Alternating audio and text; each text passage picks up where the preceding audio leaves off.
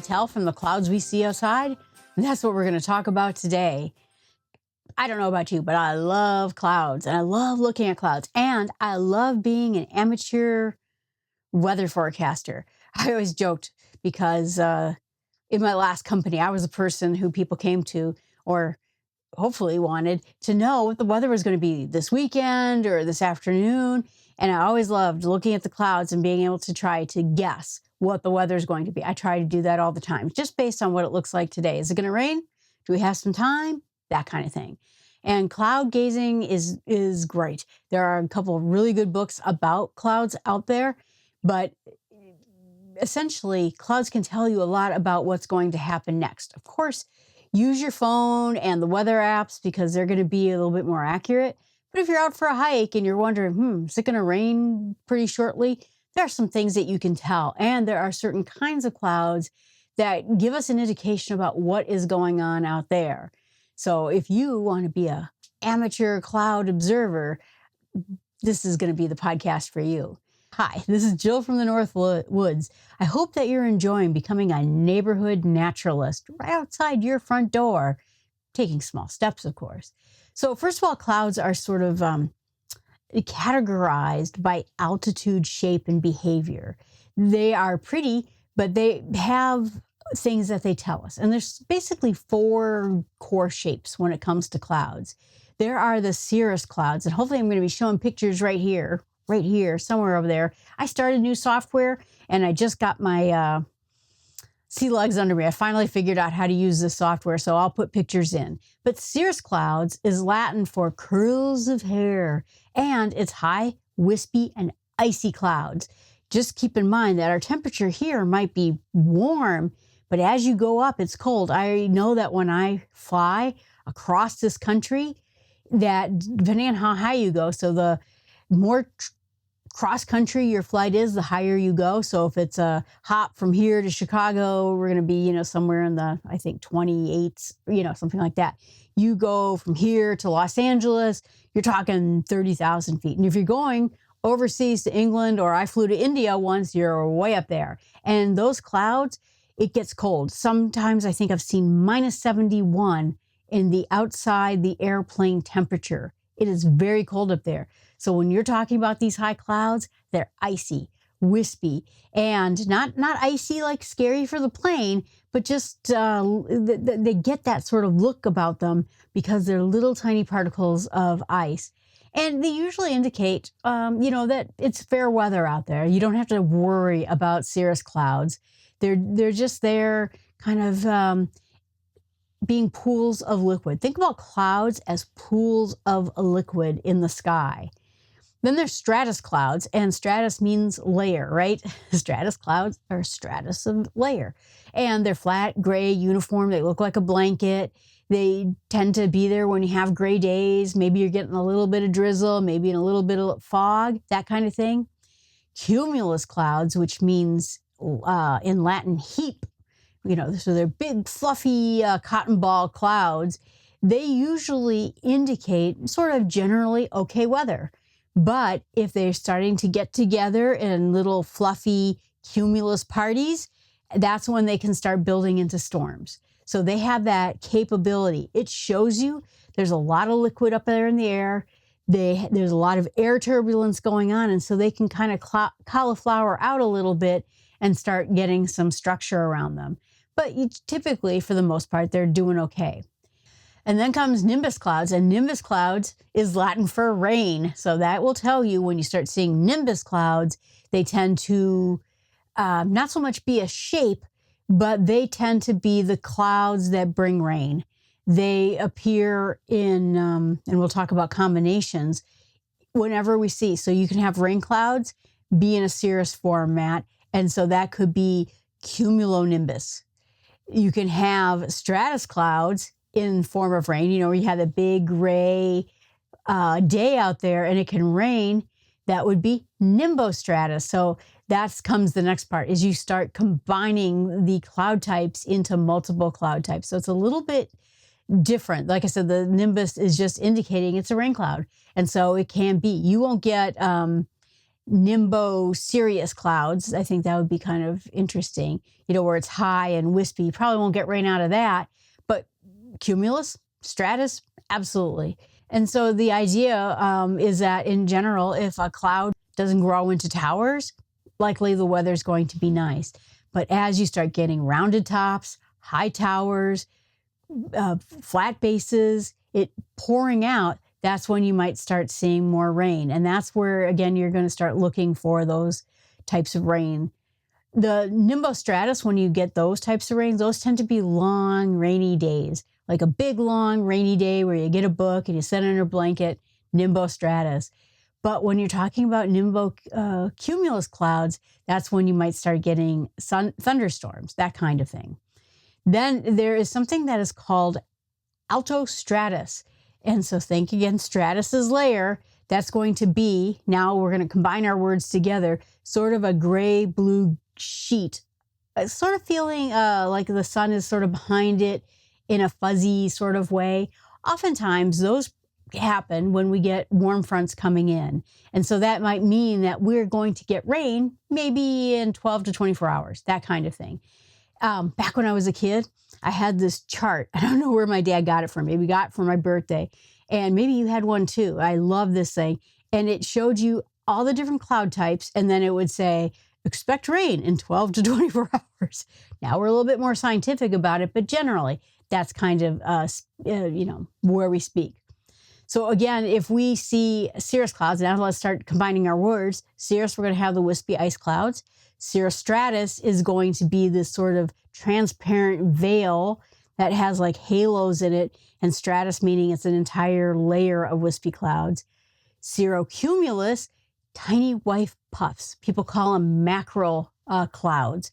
Those are, like I said, very high up, and they usually don't cause rain. They just are way up there. The mid-level, and these clouds are way up there, like I said, 20,000 plus feet. 6,000 if you're in metrics. Mid-level clouds sort of sit there between 6,500 to 20,000 feet, or 2,000 to 6,000 metrics if you're doing the metrics thing. And those are like altostratus, like I said, those gray sheets that appear where the sun is kind of hiding behind it. Altocumulus, white blobs of waves sort of forming across the way. So they are sort of mid-range cloud.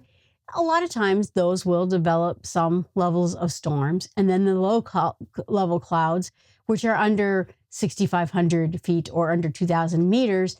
And those are going to be, like I said, the stratus clouds, fog, stratocumulus, little lumps of clouds that are stray in there. Sometimes I see some that are called scuds, where they just sort of scoot across the sky. Nimbostratus, dark, thick. And those can be low level. And like I said, those usually are producing all day rain and kind of fog kind of things. When we talk about cumulus, the cumulus ones are puffy, usually no problem, fair weather. And those are great, right? Because you're hiking and suddenly get relief from the sun beating down on you. I love cumulus cloud days. But when you see the cumulus nimbus clouds, those are going to be the ones that can form into thunderstorms. They start to tower up and level off like an anvil. They can pierce even as high as the stratosphere, going up way up there. So they can form into something else. And like I said, when you get the cumulus nimbus clouds, that's when you start getting thunderstorms and more severe weather. You look for the anvil and that kind of thing. A lot of times that if you see altocumulus clouds in the morning, usually that comes around on hot summer days. Like I said, clouds as being pools of liquid. There's humidity and moisture in the sky at all. There's something called a dew point. And the weather forecasters will talk about dew points. But essentially that is the point where the rain will form. So it will go from being sort of theoretical liquid in the air to condensing into raindrops. But it also makes them condense into clouds as well. And so if you have a very humid, you think about mornings as being as cool as it's going to be, usually for the most of the day in time of summer, they can, at that coolest point, start forming into clouds. And then as the sun comes up, they burn off real quickly. Sometimes they can lead to thunderstorms later because they do indicate there is a lot of moisture in the air. We also get rare forms of clouds that are subsections of the clouds we just talked about. Mammatus clouds basically look like little pouches, little udders. I mean, that's where the word mammatus comes from. Think about cows and their udders on the other side. They are pooling up. They're not pooling up water like a balloon, but there is water, but they are getting punched from the top sides of the storm. The turbulence inside the storm are punching little balloons basically at the bottom of the cloud and give this sign of mammatus. Now, it can be a sign of very intense wind activity. That could be that it's forming into a more dangerous storm. They're not dangerous on their own, but it could be an indication all the parts are there to lead to more severe weather. There is something called a lenticular cloud, and that almost looks like a UFO and usually forms over the tops of mountains. They kind of look like an upside down dish, and they're really cool if you ever get a chance to see them. My friend noticed a cloud just the other day that looked very much like a lenticular cloud, and I thought, do they form without mountains? And then sometimes you might even see something called the Kelvin-Helmholtz cloud. I have never heard about this. This was me reading about it. But wavy, curly clouds, they almost look like ocean. And it is caused by wind shear when you see that kind of boiling clouds. And the reason I just found out about it is there was a storm that rolled through here a couple weeks ago, and someone took a time-lapse photograph of the clouds that were over Lake Superior, I believe, with a drone, and it looked like waves in the ocean. It was one of the most amazing things I've ever seen. So that you get that too. There's something called wall clouds, and that is when you have a very severe storm and parts of the storm starts to descended wall clouds. And usually that's when you might see a tornado come out of it. They even call them funnel clouds. So it's where you have a tornado kind of spinning up, hasn't touched the ground yet, might not touch the ground. So that's the funnel cloud. Fog is just clouds that are really low level, right? You can see the fog. I mean, if you ever want to know what it was like to be in a cloud, just go into fog. There's different kinds of fog that are out there, and you can see like steam fog, that kind of thing. When I was in Hawaii for work, yes, I had to go to Hawaii for work, the volcano on the Big Island was going off, and suddenly there was this weird kind of fog, and I started coughing a little bit. I work for hospitals. She said, "Oh, that's VOG." And I said, "What's VOG? I've never heard of VOG before." Volcanic fog. It gets full of sulfur, and then it blows back onto Oahu from the Big Island. And I'm like, oh, volcanic fog. So all sorts of different types of fogs out there. But basically why clouds matter and why they're exciting, like I said, it's great because once you learn your clouds, and like I said, a number of good books out there, you can start being your own kind of immediate weather forecaster, where you can say, no, we don't have anything. I see some clouds on the horizon. They're nothing to worry about. Or, ooh, yeah, maybe we're hiking. We should get indoors, that kind of thing. And it's exciting and fun to do. Like I said, I do it when I'm bird watching. I do it when I'm on an airplane. I know that sailors probably have to be pretty good at this, farmers too. When they learn to read the sky, that's when it's fun. Just one last funny cloud story is I spent 2 summers in Israel on an archaeological dig.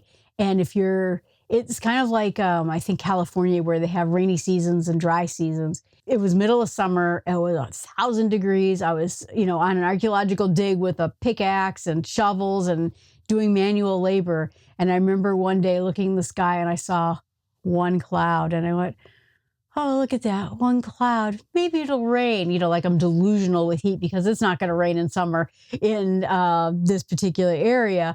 But I remember just being the happiest human being because I saw one cloud in the sky.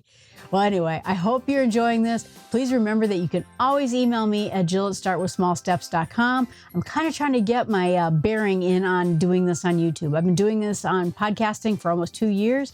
And I just am excited to actually bring pictures. And I kept this podcast tied up because I knew I wanted to show pictures with this particular one. And so essentially, I'm, like I said, trying to get better. If you have topics, if there's a question, if you always kind of wondered like, hey, why is this the way it is? Let me know. I would love to talk about it. And keep in mind that you can even keep a cloud journal and then write your predictions down and see how well it's happening.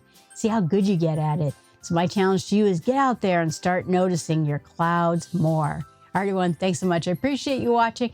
Please remember that you can put comments in the channel. You can also send me emails at jill@startwithsmallsteps.com. I would love to hear from you and hear what your observations are. And if you have topics or things that you are always interested in, I'd love to hear about them. Thanks so much. Have a great day.